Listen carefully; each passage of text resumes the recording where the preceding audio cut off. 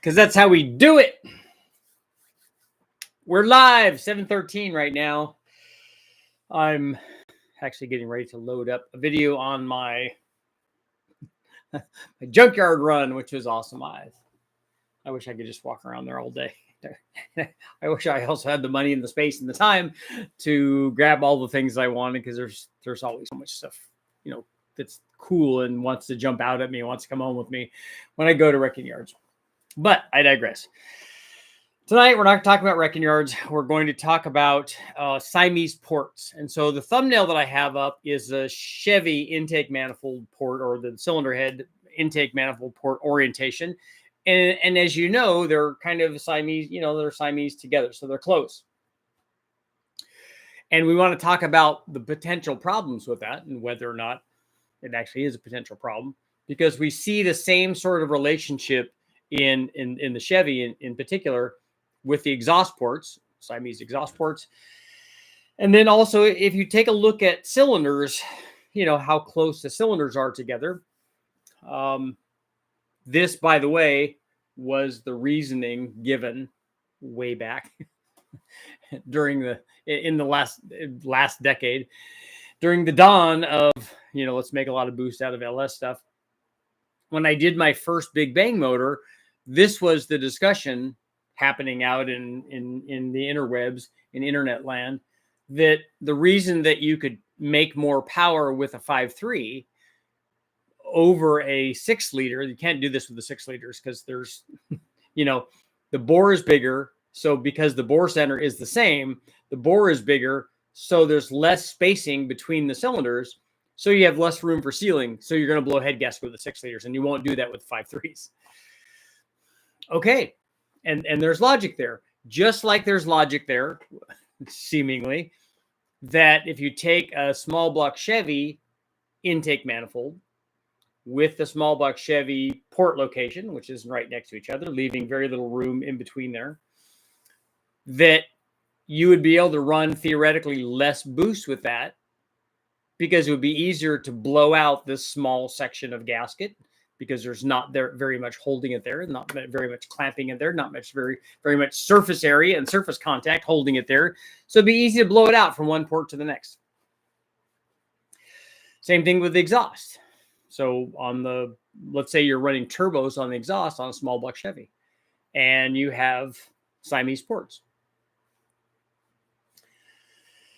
Is there a problem or more potential for leaks with that sort of orientation in the exhaust? Because we know we have lots of heat, bad exhaust back pressure, particularly with the turbo, which is going to be 2 or maybe even 3 times whatever the boost pressure you're running. Easier to blow that out, get exhaust leaks, hurt response rate, certainly, but also potential power, all of that possibility. And so what I want to talk about is all of this, in generic or absolute terms. Yes, there's a level there where that's something. But what I want to talk about is that a level where anybody is at? And so in the case of we'll start off with the one that I know for certain. And that's the 6-liter versus the 5.3 stuff. Is there may be a level where the amount of material you have between the cylinder to allow for sealing comes into play, but it's not at the level where 99.9% of the people are. And more importantly than that sort of deficiency, the amount of material that you have and the available sealing surface between a 6-liter, the difference between a 6-liter and a 5.3, the amount that you have there, or the lesser amount that you have there for the 6-liter, is that going to become here's the question you should be asking: is that going to become an issue before other things become an issue? So if you're running a stock bottom end, is that head gasket going to blow out there on the 6-liter because it has a bigger bore and has less spacing between the cylinders? Is that going to blow out before you lose a connecting rod? Before you hurt a piston? You're going to hurt a piston if you don't have ring gap way before that. But if you put ring gap in it, is something else going to happen before that becomes an issue? And I had lots and lots of discussions that bordered on arguments for a lot of these guys. I had lots and lots of discussions with this about guys. Oh, you shouldn't do that. Nobody does it. Nobody runs a 6-liter. Back when I stepped up from a 4.8 to a 5.3 to a 6-liter, I'm like, we're just going up to the bigger motor.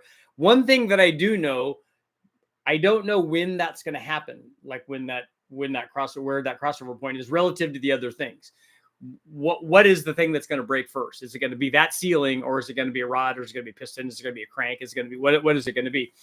I didn't know that yet until we ran it. One thing I knew for sure is that we were going to be able to make a lot more power at a lower boost level with a 6-liter than we did with the 4.8 and the 5.3, because we did that already with the 5.3. The 5.3 made more power because it starts out making more power, and then the 6-liter is going to start out making more power than the 5.3. We know that that's going to happen. I knew going in. I also suspected going in that area that they're talking about and the minimal change in surface area and contact area for the head gasket, that wasn't going to be the issue.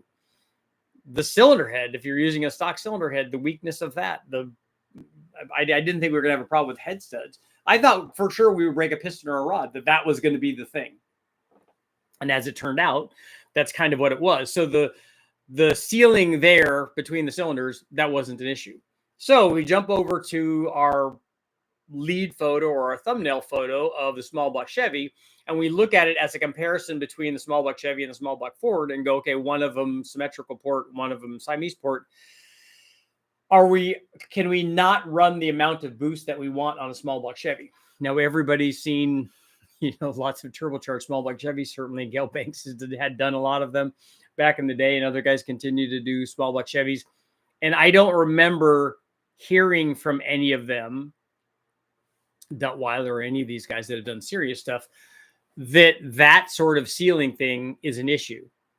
One of the things that I would look at more than I would look at the available space between there is the fact that we don't have a bolt there. So that, if you have your bolt spacing farther away and you're asking that thing to seal with less area in between there, between where you have these bolts, then that could be a problem. If you do that, then you need more structure for, in this case, for the exhaust manifold, you need more structure for the flange. That thing has to not distort. If that thing distorts, that's really the problem, not this small area between the ports, but it becomes more critical for things like that. So even if the flange is kind of weak, let's say, if you have a bolt in the middle, like you would on other combinations, that's grabbing that port on both sides, even if you didn't have the extra space, if you had a bolt there, it would tend not to make that thing quite as flimsy, and it would make it seal better. Same thing with the intake. Like you look at this small block Chevy, it's got bolt retaining bolts on both sides of it, but it doesn't have anything in the middle. So, it might have them on the top or the bottom, and that also helps. But that would be my concern there. And the other thing that helps us out a lot when we're talking about these particular things, like how much will it hurt or help, or when will it become a problem, is history helps us a lot. So we see lots of guys, like you see guys like Richard running these big bang motors and go, look, he didn't have a problem with that on the stock bottom end. He broke something way before that happened. So we can check that off the list of things that I really need to worry about, because I don't, because something else is going to happen. And so history shows us with guys turbocharging small block Chevys and those kinds of things, that here's what they get away with. And so if I'm less than that, if there are guys running 1,500 horsepower twin turbo small block Chevys and they're not losing seal there, and I'm trying to do a 700 or 800 horsepower one, it's not on my radar, or at least it shouldn't be on my radar, because it's not something that is really a thing. If we're trying to do all of it and we get to the point where, hey, look, it's blowing that piece out because I'm trying to run 30 or 40 or 50 or 100 PSI, okay, we can have that conversation. More than likely, like we've talked about on all these other things, something else is going to be the problem there, because you're, making a bajillion horsepower. I don't know that the sealing there is going to be an issue. Maybe the sealing on the exhaust side is going to be more of an issue than it is on the intake side, because, temperature and pressures are both going to be higher. And then also for longevity, maybe you're trying to run a turbo small block Chevy at Le Mans and you're heat cycling the heck out of those things. And it's got to do that for 24 hours. And it just doesn't like that. Maybe you would do that for a bunch of drag race runs, maybe you'd do that for a Silver State race, but it won't do that if we try to do it at Le Mans. And so again, how much are you trying to do it? And for how long are you trying to do it? So how long does that thing have to stay sealed? And, all the other things that go along with that. So when somebody's asking a question and arguing about these particular kinds of things, my question is always, well, is it, from an engineering standpoint, we could talk about that. Yeah, that's certainly less than if there was a bigger strip there and there was bolts on it. That would be better. But just because it would be better, is it really a problem? Is it something that we really need to solve? Always is my question with all of that stuff. So we'll see how you guys are doing tonight.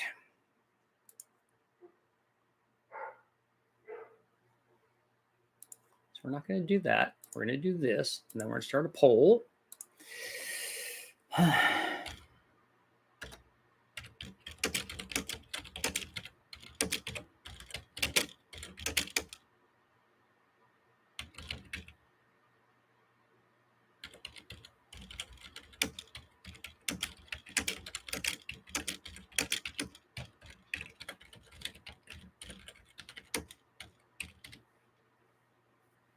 Okay. Can you run less boost on a Siamese port small block Chevy than you can on a symmetrical port small block Ford? And boom, just like that, we're doing our live feed and we have a poll. Mythical Pigeon, is that what that is? Speaker. Edward, you're on time. That's right. 350 V8 240Z, nice. An old school. What were those called? Who was the company that was doing the small blocks and the Z's way back in the day? I think I have one of the not Car Tech, something like that though, right? I think we're here to say conjoined ports. Derek, what's going on? Caleb. Hey man, how would you build a towing built 408 stroker on a budget? Preferably no aftermarket heads, looking at your low buck truck cam. Any advice? Well, I don't know how low buck the stroker parts are going to be. You're gonna have to get those. I wouldn't do a steel crank. If they have a cast crank, I would just do that.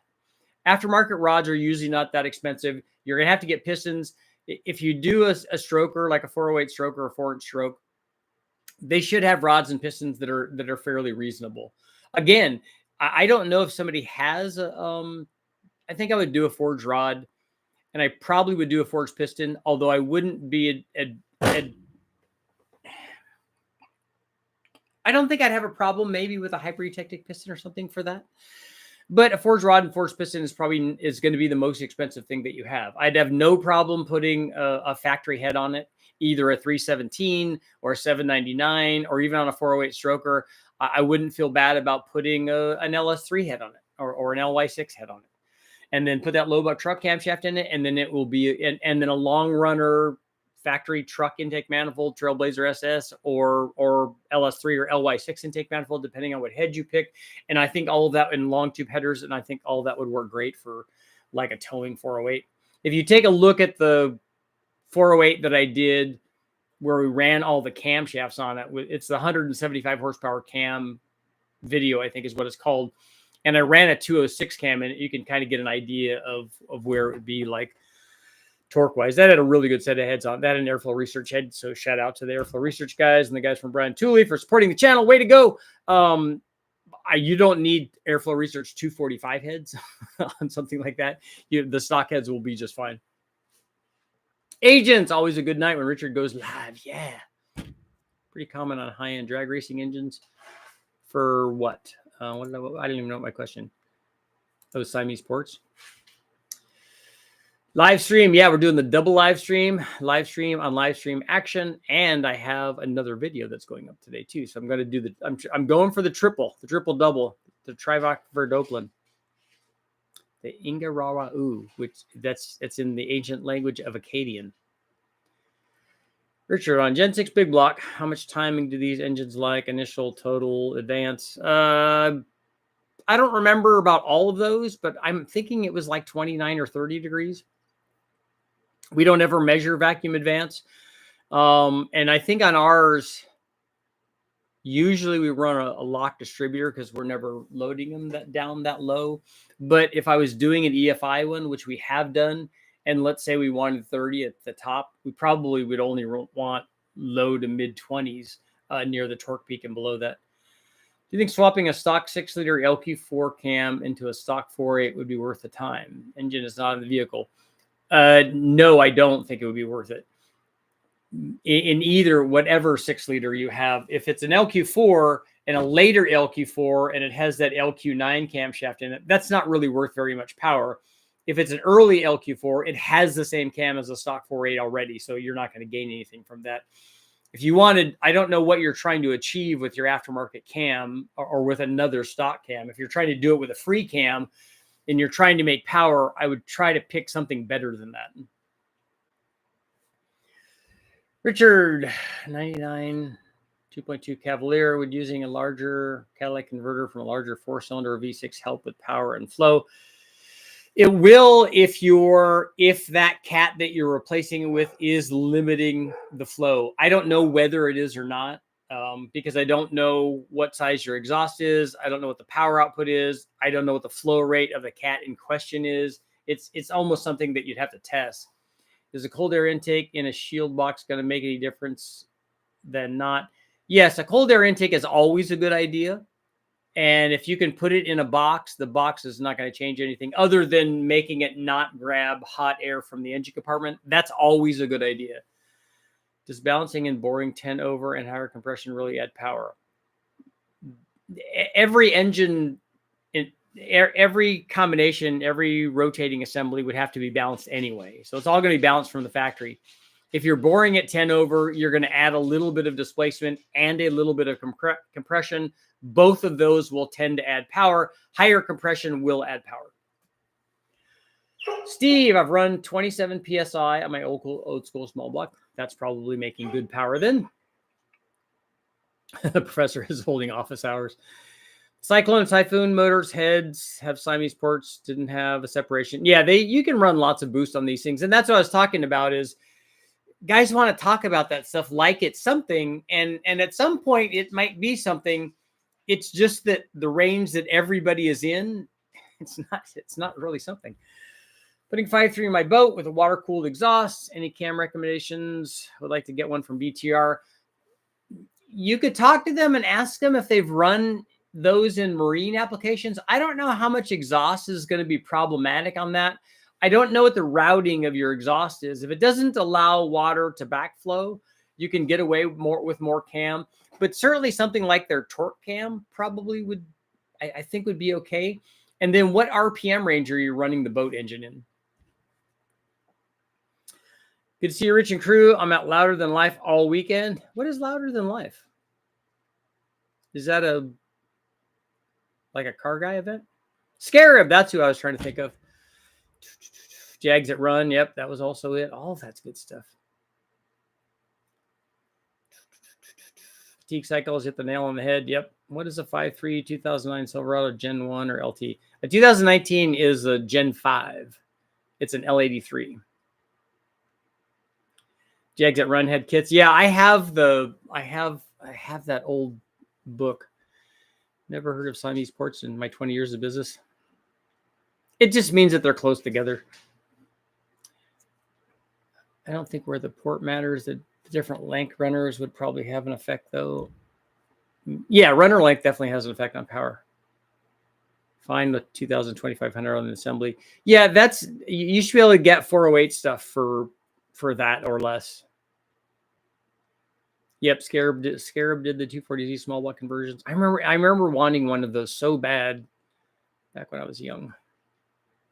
Best affordable aluminum heads for small block Chevy. The Airflow Research Enforcer heads are really good. And then there are other people, I think, that have stuff that's similar to that. Also, the As-Cast. There's lots of really good As-Cast heads for small block Chevy stuff that are affordable. TrickFlow has some good stuff, too. At what horsepower and torque with your cam would you guess? With 317 heads? Caleb, are you? I'm scrolling back here. Oh, on a 408. I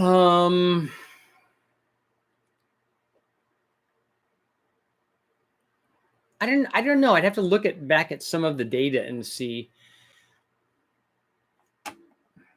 Let's see what that 408 did with really good heads. I don't know if I've run a 408 with like less than good heads.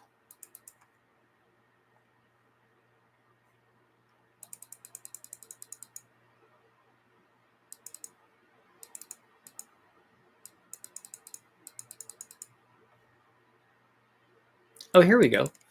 This will give us an idea here. I think this has a really big cam in it, though.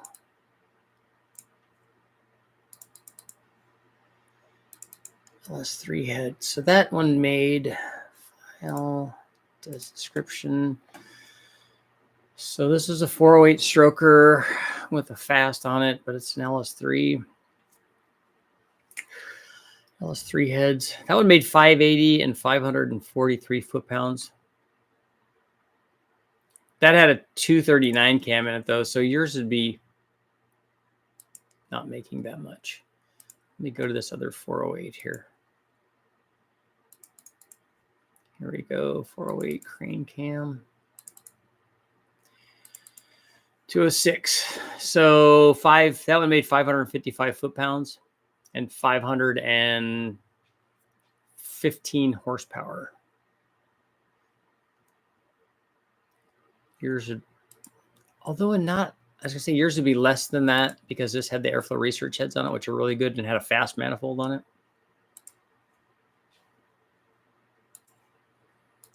So I don't know, somewhere in there.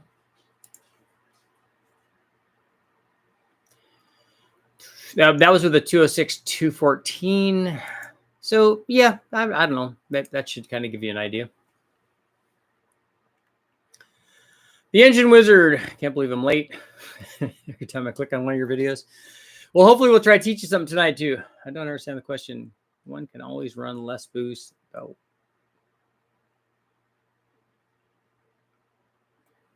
Staying around the same power from 317 heads with that motor. Watch the video on the 408 stroker. No, that one had the 317 head, or had the 317 heads. I don't know, probably mid fives on the torque and then low to mid fives on the horsepower. Hi, baby. Hello. How are you doing? I've got to eat up here, huh? Are you guys hungry? Is that what you're trying to tell me? I know. It's almost time to eat, huh? It's almost time to eat. Thinking a Pontiac V8 was Siamese ports other than the Ram Air 5. Big Cheap has pushed the Crow GTO to 51 PSI. Never lost a head gasket. See, that's good information. 50 PSI. Those are working good. Why do some small Fords like so much timing? Which one wants a bunch of timing? I think that the factory stuff we've run is like 35 or 36. The heat generated by a cat is a good indicator of its flow rate. You think that you think that the pressure inside is a function of, you think it'll change the heat from pressure buildup? I think that the cat builds up heat from its operation, right? Snowblower season. Uh-oh. Can the truck Norris cam take boost? Yeah, I have videos up with that cam. Every cam takes boost. Every cam works well. Whatever it does NA and you add boost, it just adds to whatever that is. So they'll all do that. Kid brought his SHO Taurus twin turbo. Nice. I was smoking and had metal shavings in the valve covers. We sent him home on record. Oh, that's not good. I had to answer yes based on how the question was written. Looking for your thoughts. Uh-oh, on a 540 big block.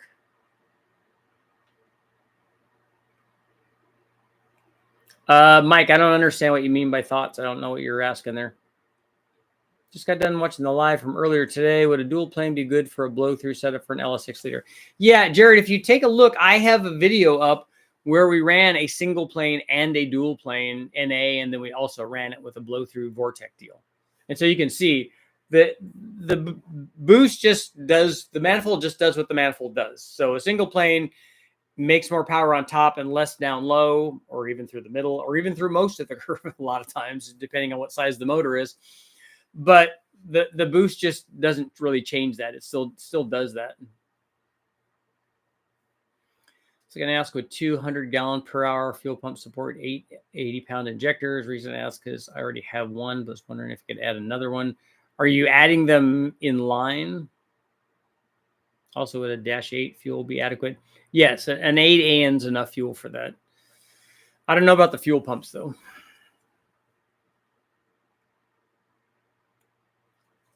How safe would it be to run a 5.3 LC9 on 93 pump gas with a torque storm? It would be fine. I don't know that you're going to get to 700 flywheel horsepower at the boost level that you want on 93, because you're going to have to take timing out of it. But you might get there. If you won't get there with a stock one. Hopefully it's a modified 5.3 with a good sized cam in it and stuff. Should I risk throwing boost at a low compression Oldsmobile 350? Yes. Or rebuild it with pistons. I wouldn't. I don't know if I'd rebuild it. If you could put ring gap in it, and then it obviously will be boost ready and bulletproof. Fingers crossed. What's the max RPM you'd run a Gen 4 5.3 with ARP rod bolts with stock rods around 460 crank horsepower? Well, I don't ever put rod bolts in LS motors. Particularly, I don't do it in stock rods. I would just change the rod before I would do that. But our stock bottom end deal is going to 7,700, and it had probably at least 100, maybe 200,000 miles on it, and it's got more than 500 pulls on it. So that's not a problem. And 460 crank horsepower, you're not going to be running a lot of RPM to make 460 horsepower. 460 horsepower could happen at less than 7,000 RPM. How does 500 foot-pounds equal to torque at 7,500? It can't do that mathematically.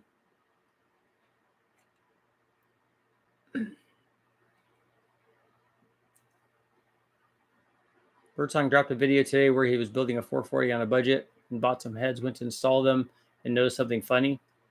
He measured the deck height, and somebody milled 100 off of the deck of the head. There was that much there.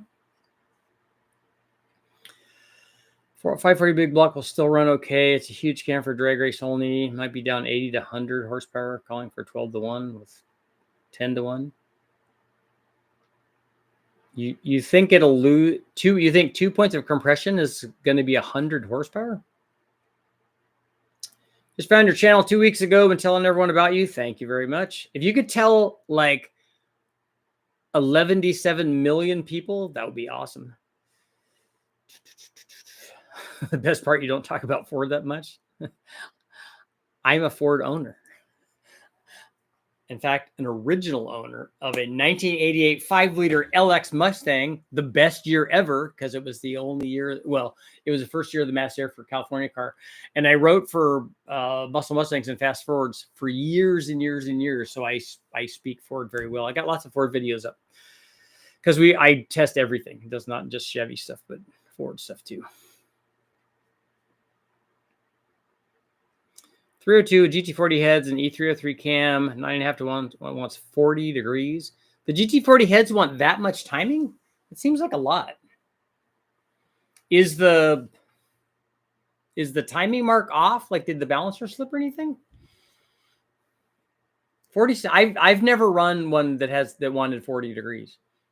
But did you TDC the motor and make sure? I mean, you're pretty sharp from your comments. I have a 94 Cobra with a CETA cam, 220, 226. SV makes heads, 170. What power should I expect upgrading from 3 bars, and how would they do on a 351? My suggestion is that you go look at the cylinder head comparison videos that I have and see. I don't know those heads in particular, but the chamber is going to be smaller. The valves are bigger. The 170cc thing doesn't worry me. I don't know what those heads flow, so I don't know how much power they're capable of.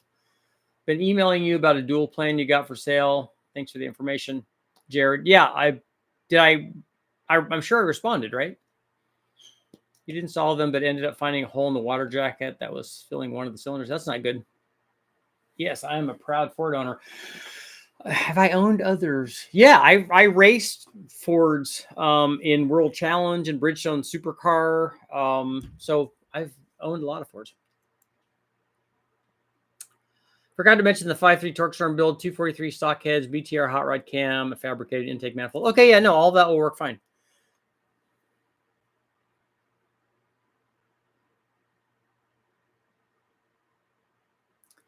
Sockles wheel V8 pistons, the weakest link. I speak from experience, is the second ring.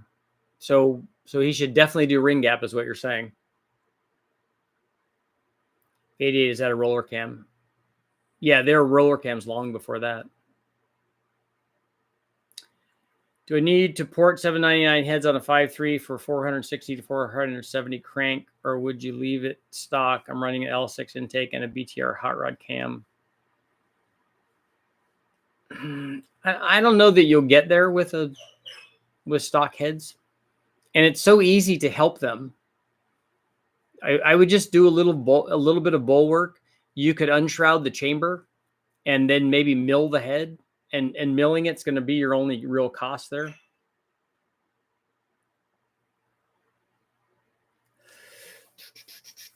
Do I need to, I guess my question was, how well would a big cam work with lower compression? Mike, if you take a look at the videos I have up where I ran a 540 Dart SHP motor that was low compression, and we ran it with I think it's a 271, 284, something like that. So the cam still does what the cam does. If you a lot of times people want to think about, for some reason they think that these things are matched, that the camshaft has to work with compression, and that's 100% false. So if you ran a camshaft with an 8-to-1 motor and then you run it with a 10-to-1 or a 12-to-1 motor, it's going to make more power because you've added compression. But the added compression will add power with any camshaft, no matter which one you put in there. It's not going to add more power because of one kind of camshaft, because the camshaft works with compression. Compression just adds power all by itself. So yes, it will work with that. And when we ran the low compression 540 with good heads on it, a tunnel ram and all that stuff, it just made lots of power. Now it would have made more power with, more compression, but so would any other cam. Wouldn't the FR Enforcer heads be a better option than the LMR SVE? I think that they would be. But I can't say that for sure because I don't know what those SVE heads do because I've never tested them. You've written books on Ford motors? Yes. My first book was actually on 5-liter Fords. And I wrote another one for the guys at Ford Racing on their short track power stuff, although that's not one I recommend. I just took it over from somebody else that I refused to finish it or whatever. How much duration do you need to get peak horsepower 8,000 RPM on an LS3? You'll need more than duration to do that. You'll need a very short runner intake manifold, and you'll need enough head flow. But on a 6.2, I don't know, high 240s, 250, probably something like that. For a low mount turbo next to the gearbox, how do you go about oil scavenging? You have to have most of the times they do it with a pump. They do it with a remote electric pump and then pump it back into the valve cover or the pan or somewhere. Those long duration cams want static compression. Well, they don't want that. They will run better with more compression, just like a smaller cam will or a medium-sized cam will. They all will run better with more compression. The cam doesn't the cam doesn't dictate the compression. Did you have a record of Fox body for a factory small block in it? I don't have any records. No, I don't drag race if that's what you're talking about. My records were all out at Bonneville. Oldsmobile sawed the O-ring return holes. It takes a ton of support away. Not like modern LS hybrid technic factory pistons. They drilled the oil return holes. I say Fords would be better. Try ring gap and pray. Okay. I don't know that I've ever seen an Oldsmobile piston in person. Like I don't know that I've ever looked at one because I don't ever remember seeing one taken apart at West Tech, and I've never done anything with one. Use the piston stop to find TDC, and the ATI balancer is dead on. Okay, cool. Like I thought. I mean, you got it going on. I thought it was going nuts, but it picked up power till 40, then stopped picking up at 5,500. Well, that's what we do. We just keep keep adding. We don't pay that much attention to the number. We keep adding timing until it stops making power. We were doing short pulls from 45 to 5 to find the max timing. Okay.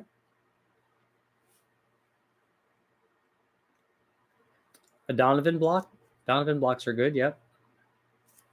Lower compression isn't always a bad thing. No, I loved that 540 Dart motor. It had Dart Pro 1 heads on it. We ran it with different intake manifolds, and then put the Magic camshaft in it, the 270 something, 280 something camshaft, and it was even a 4.7 swap cam. And then we ran it low compression. We ran it with nitrous. We ran it with boost. We ran it with a tunnel ram. We ran it with all these things. Like, look, this cam likes everything. Or this low compression motor likes everything, and that camshaft also. So it was a Magic cam, just like the Extreme Energy 274 cam is the Magic cam for 5-liter Fords, and whatever cam you want to pick, the Truck Norris cam or the low buck truck or the Sloppy Stage 2, whatever cam you want to pick is your favorite one for the LS stuff. They all do that. They all respond the same way to all these things. Got to do something Oldsmobile. I agree. I would like to do an Oldsmobile because I never have. I can't afford top shelf. We try and shop the lower to the middle shelf. Yeah, I get my family gives me a hard time when we go to the store. I'm like, you're gonna get cereal? You got to get the big bag. You got to get the jumbo, the jumbo off-brand bag. Like, man, we're not buying that. We're not buying Fruity Looms or whatever. I'm like, dude, it's the same. Look at the value. Yeah. Have you seen Gen 3 Coyote cams and a Gen 1 Coyote? The Ford Falcon came with a Gen 1, but spins a 6,000 RPM versus 8,200 for a Gen 2. I don't know. Are the heads and everything the same where you can just swap the cams over? Are the chain drives and all that stuff the same? And a factory Coyote, a Gen 3 Coyote, doesn't make power at 8,200, right? And we spun the Gen 1 to 8,000 when we put cams in it, because it doesn't make power up there. Particularly, it doesn't make power up there with any sort of stock long runner manifold. Higher compression usually causes engines to be more prone to detonation under boost. No, that's true. You can only get away with a certain amount, a combination of lots of things that will cause detonation. But boost does that. Static compression does that. Dynamic compression does that. Air temperature, which usually is a function of boost, but can also be a function of just the air going into the NA motor or air going into the turbo, a la you didn't put a cold air intake manifold on it. You don't have an intercooler on it. You don't have a good intercooler on it. All of those things can affect detonation. So there's and then all of that is versus the amount of octane that you have. So if you're trying to run all this nonsense on 87 octane, it's going to be problematic anyways. What's better, dish with a turbo or domes with a nitrous? Are those my only two choices? I would always pick a turbo over nitrous. One fellow Pontiac guy was the No Name Nationals this past weekend. 68 Le Mans, I like that. 461 stroker, also good. 871 supercharged, even better. 276, 288 cam with a roller. E85, pair of 750, 4150s. That would be good. He shared the Turbo 400. Nice. So he was hooking up then, obviously. Richard, if you're still doing this stuff in 20 years, can you imagine doing testing on twin turbo Z06 motors from the junkyard? That would be awesome. That motor's gonna, I mean, it already has twin turbo stuff. So we talked about that the other day. Like, are guys going to be doing 2,000 horsepower stock bottom end, Z06 motors? 01 motors. I don't even remember. I don't even know now what the engine designation on that is. It a LT5 or an LT6 or an LT7 or something? What's the engine you'd go out and grab for cheap if you wanted to make an easy 500 wheel horsepower? To add the comment, Oldsmobile comment 455 is apparently fairly underrated. 455s were used a lot in jet boats way back in the day, but I don't ever see any of them. The only Oldsmobile that I've seen in the wrecking yard that I can remember is the 6.6 Trans Am motor. I saw one of those in the wrecking yard. 500 wheel horsepower. So 600 NA horsepower. That's actually one of my comment questions in the video that I did on the wrecking yard. But I would do 500 wheel horsepower. If you want to do it the cheapest, it would be any LS that's in a wrecking yard and then a turbo. Because I don't think you're going to do it cheaper than that. What's a magic camshaft for a small block 350? Well, if you ask Jeff Smith, who I give full credit to, the 268 Extreme Energy cam, a 224, 230 is the go-to small block Chevy cam. For years, I used to buy the Value brand and put it in the name box for my sister, and they would eat it. See, that's good thinking. I need to do that. I just buy the big bag of Fruity Loops or Colonel Crunch or whatever the off brand is, and then just get one of the boxes and then just keep refilling that from the refueling station. 85 would help the 461 a lot. Are 241 heads good for anything, or should I scrap them? I have videos up on what the 706 head does, the 241, the 243 or 799, and the 317 heads. The 241 heads are LS1 heads, and they work just fine. I would have no trouble at all running those heads with boost or running them on a 5.7 LS1 or anything else. They're just not as good as an LS6, like a 243 or a 799 head. They work really well in ported form, so they're all good. The Falcon Gen 1 has a short runner intake, but with a Harrop 1900 underneath it. I thought you were talking about a factory Coyote. An LT7. Okay, maybe that's it. Yeah, that's right. Cheapest way to get some extra power in a 305 without pulling it from a truck, 400 horsepower range. You're going to have to add boost to it to get to 400. Because the problem with the 305 is there's no issue with it.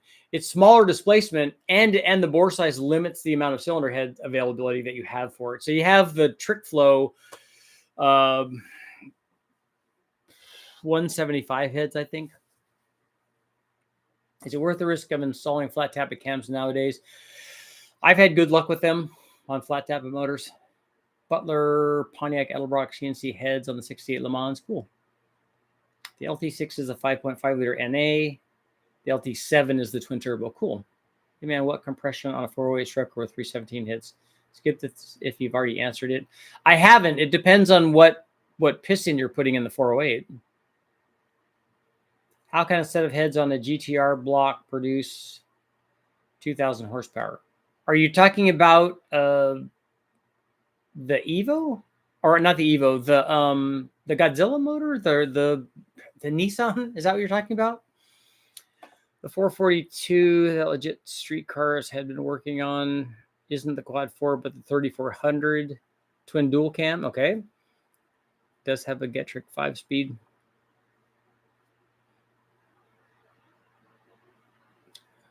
Is it the Olds 442? Because that 442 production car that I know of only came with a quad 4. It never came with that V6. The Grand Prix had that twin dual cam in it, and maybe a Monte Carlo or something, but I don't think that the 442 did, that I can remember. I could be wrong about that. Suddenly I have more motivation to eat cereal, I know, instead of from the chat, instead of working on my non-running car. That happens.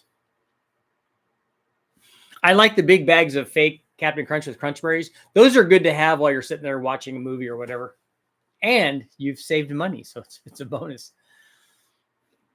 The Falcon one comes like that from the factory. I didn't. Is that a Aussie thing? Because I'm not aware of that.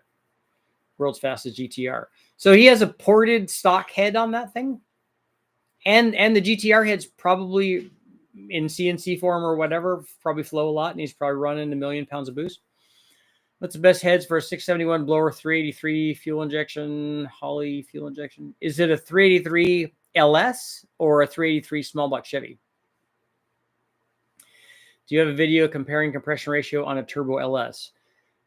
No, but it does the same thing. It only does what it does NA. So it adds compression ratio. If you go 1 point in compression, it usually adds 3 or 4% of NA power. So if you have a 400 horsepower, whatever motor, and you change it from 9-to-1 to 10-to-1, you're going to change it 3 or 4%, which on a 400 horsepower motor is 12 to 15 horsepower. That's how much the change will be in compression. When you add turbo to that, it's just going to change it that amount. Is the LS2 timing chain good for a 5.3 around 450 crank 8 horsepower? Should I get another one? All of the factory timing chains are fine for that horsepower level. What people do when they upgrade it is just upgrade the chain. They get that German chain.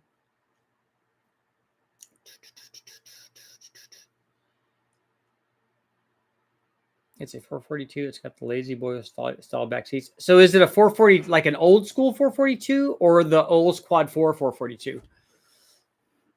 Are you talking 70s or 80s? Let's talk tech, boost, and compression ratio.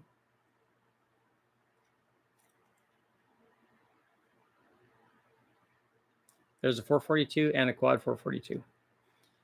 Okay, so give me years for the 442 that you're talking about. Ron, 383 small block. Okay, so how much power are you trying to make? Are you trying to max out that 671? And what 671 is it? Is it a stripped one, like a full race kind of blower shop deal? How much power are you trying to make? Give me what camshaft do you have on there? What are you talking about? My go-to heads for a small block is always going to be like a Trick Flow or Dart or Airflow Research is really good stuff. So you can't go wrong with any of that. But which ones of those I would suggest is going to be dictated by how much power you're trying to make. If you're saying, look, I'm trying to make 500 horsepower with a 671, I'm like, well, you can just close your eyes and pick any head. But if you're trying to make 1,000 with a 671, that gets a little bit harder to do. Okay, let's go to the...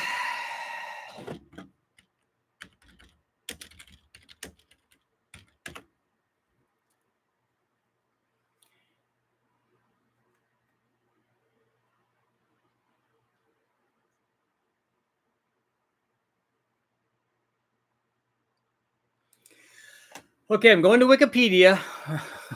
This Oldsmobile. 65, 60s. Yeah, that's all great. 69, 70. We know those. Third gen, 75, 77, 79. Fifth gen. Sixth gen are the ones I'm talking about. 90 to 92. Olds 442. Front wheel drive. Quad 4.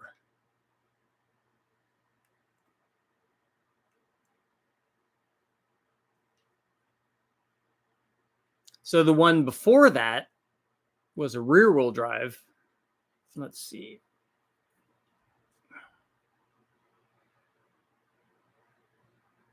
So are you talking about a rear wheel drive one or a front wheel drive one?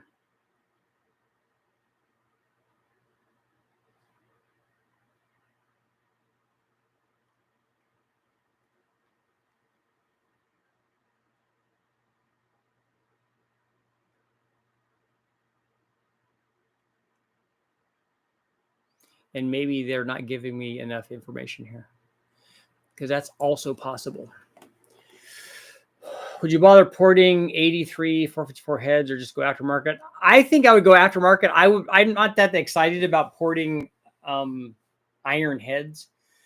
And there's a lot of good aftermarket heads, although I will have to say big block Chevy heads are not cheap. Even cheap ones are not that cheap. Friend had 305 with a small wind blower and a 5-speed. It was cool. That would be cool. That would be awesome. We've made 400 horsepower with 305s, but it takes a lot. It takes good heads and intake manifold and camshaft and stuff, and they will do that. And then if you put boost on them, they'll do even better. The K-Tech chain, okay. BDS 671, 750 horsepower. Yeah, look at an Airflow Research head. Look up Ford Falcon Miami. Okay.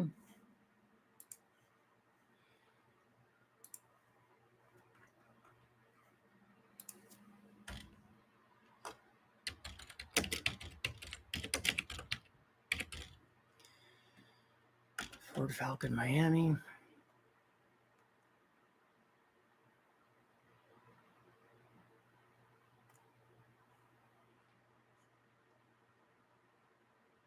A Ford Falcon FG and FGX or whatever. Is that what you're looking at?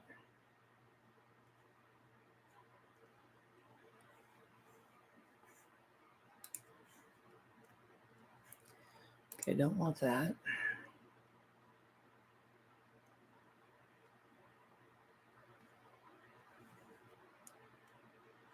So is this some kind of specialty car or something? Is that what you're talking about? I bought 1988 Olds 442 was the pilot year for the Quad 4. Very cool.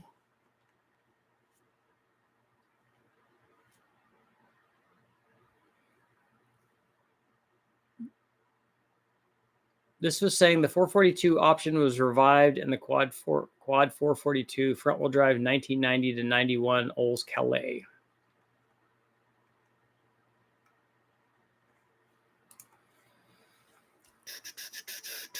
Todd, what's going on? 3400 twin dual cam. Yep. 3400 twin dual cam is cool.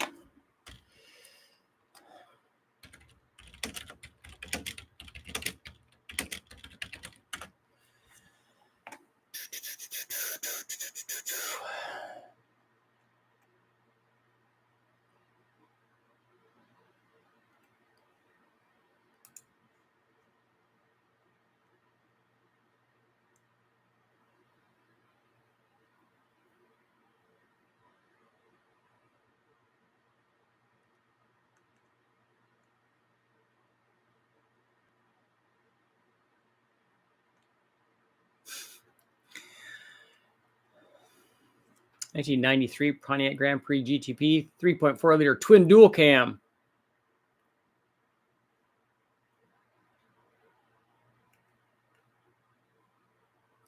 The belt needs to be changed every 60,000 miles, otherwise it'll break.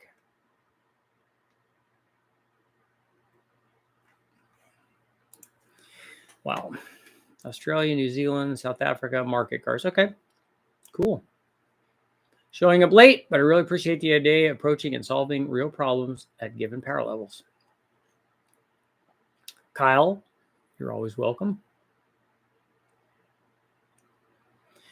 Have you ever done a boosted 360 LA or Magnum? I have not. I have a Magnum sitting there waiting to do that. I'm shooting for 650 horsepower on stock bottom end. I've seen some videos of them going to 18 PSI. Just wondering if it would live very long at 650 horsepower. I don't know. I don't know how strong they are. I don't know how strong the rods and pistons are. I'm not really worried about the block or the crank at that kind of power level.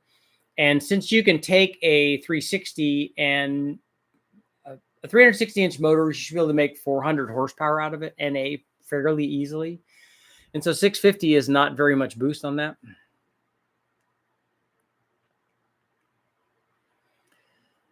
There's a timing change in the belt. Chilly night in Louisville. Oh, wait, that's where I always fly into when I come see Brian. Speaking of the economy, a YouTube head purse said business now has been slower than before. Oh, Eric is saying that. Breezy in Sacramento, but nice and it's not hot. It's saying that it's 65, but that seems cool for right now. Let's see what my little sunny weather thing says. Yeah, it says it's 65. Dude, I'm definitely going to go for a run. What's the most boost you give a stock bottom end Gen 453 for years of reliability? 6.4 pounds. I don't know. I don't know how to answer that. You won't, if you run a boosted 4.8, it's not going to be reliable like it is with a stock motor. You'll not, with a turbo on there, you'll likely not get 200 or 300 or 400,000 miles out of it. That being said, Mike with his 8.1, that's 600,000 miles on his boosted deal. But you can't have, what you want is you want it to be okay to run 10 pounds or 15 pounds and have it still be reliable. It's not going to do that. The more boosts you run, the less reliable is, the less it's going to last. So could you run 7 pounds? Yeah. Could you run 8? Maybe it doesn't change anything. You're going to have to decide that. Also have a fake cam that runs an oil pump or something, and the distributor in the older ones. It has a FPV enhanced 5-liter Coyote engine. Okay. Modern Kevlar belts are way better. They're better than the 3.4 twin dual cam stuff. 68 up here in Central Washington.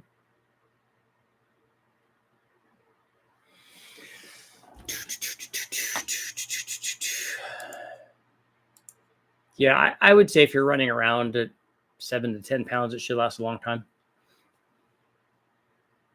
But is the tune right? You got a cold air, got a good intercooler, running good gas.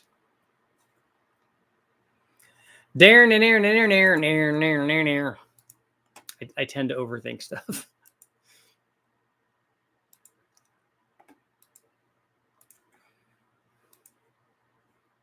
My answer is always, it depends.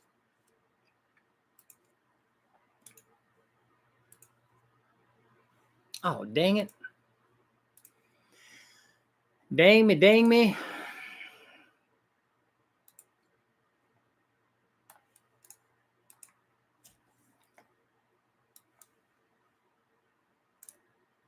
Oh, dang it. Come on now.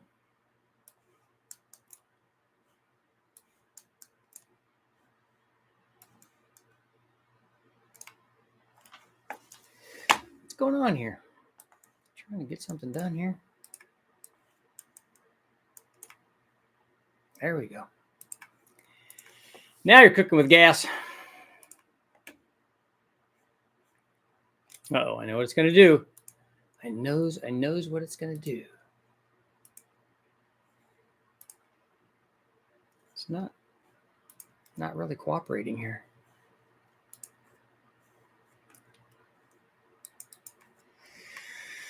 There. And we're sending.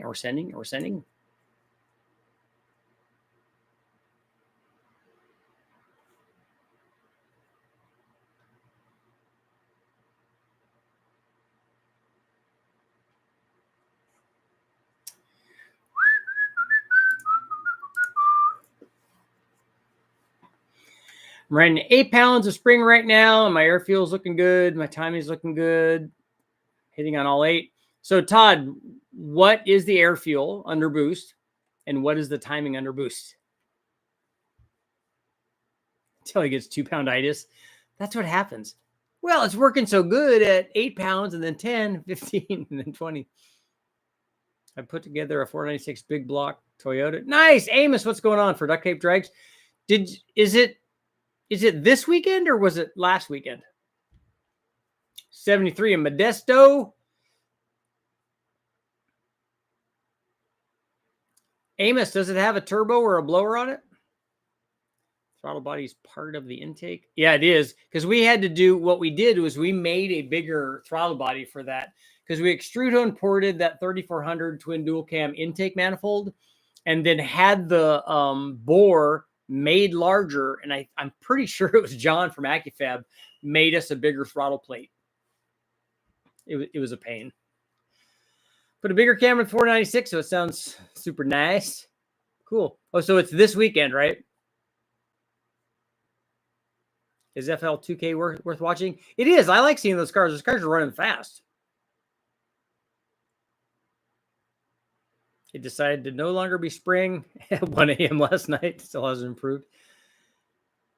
Did the 8.8 heads, so we'll be see this weekend. Okay, cool.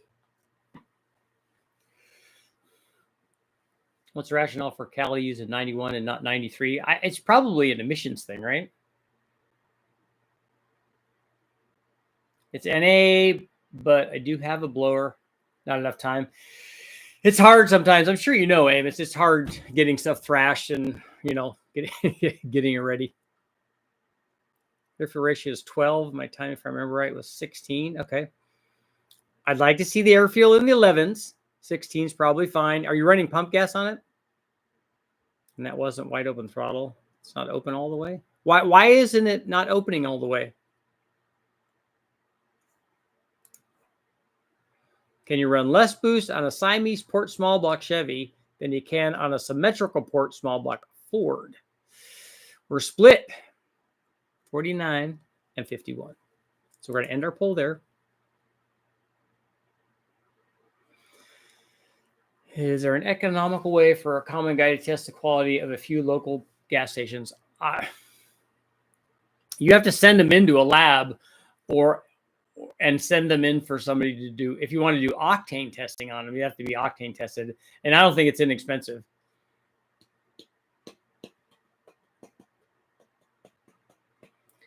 Yeah, the vote was definitely close. I got 1 more minute. Uno momento más, por favor.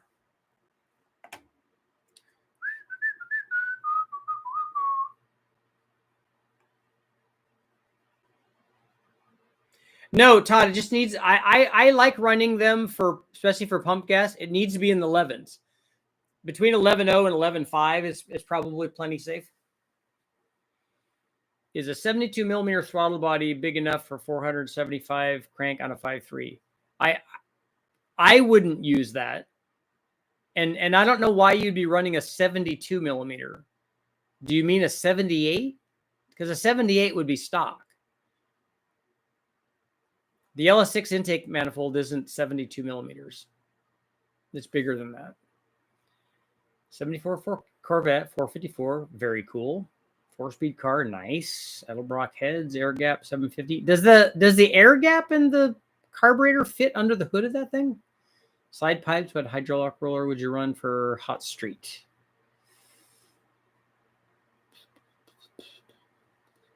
Are you gonna run a hydraulic roller? I think maybe.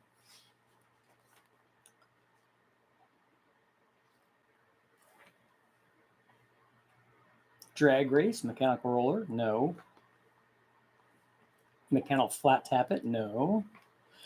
Retrofit hydraulic rollers for hot street. So you want to have some kind of cami sound. Maybe an Extreme Energy 288, which is 236, 242. If you're feeling zippy, you could go bigger than that. You could go one step up. You could go to a 294, which is a 242, 248. It's a 4-speed car, and I don't know how much you're driving it, but I would pick between one of those two. Got to run a test on a Superflow 901. I inherited with help from Gil. Okay, cool.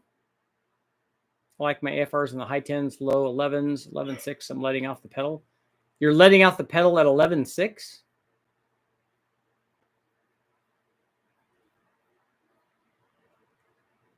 I said no to the poll because I hear smell like Ford split in half. Nice. What's the significance of lobe separation? It's one of the things that determines the valve events.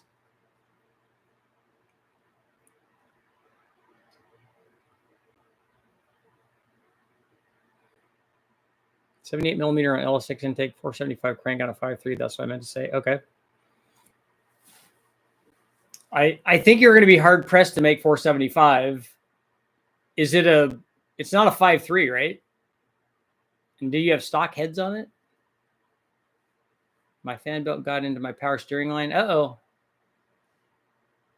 280 was I was leaning to. Okay, yeah, that's good. Quick compression and piston dish on a 408 stroker. Very ignorant on 408 stuff. You just need to look at the look at the piston manufacturers. Go to Summit Racing and just do a search for 408 LS strokers, and they'll give you a bunch of options, and they should tell you what the compression is. High boost, small block Chevy, or you can go to Wallace Racing compression calculator and put in all your information there, and it will tell you. You can play with it and see what kind of dish you want.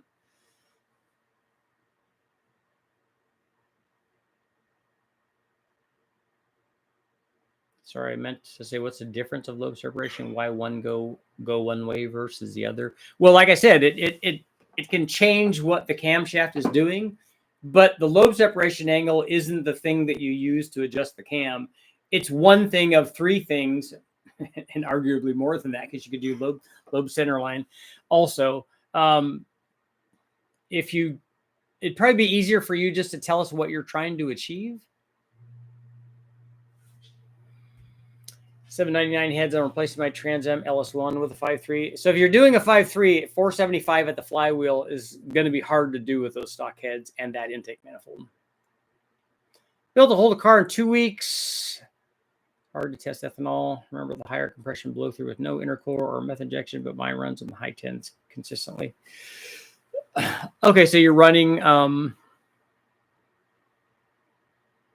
high 10 to 1 with no intercooler. Okay, so you're trying to cool it off with that. Hydrocarbons require commercial lab access. On that note, it is time to go. Thank you guys all for showing up. I'm now going to load up my other video on the junkyard stuff, which is cool. And I'll see you guys all tomorrow.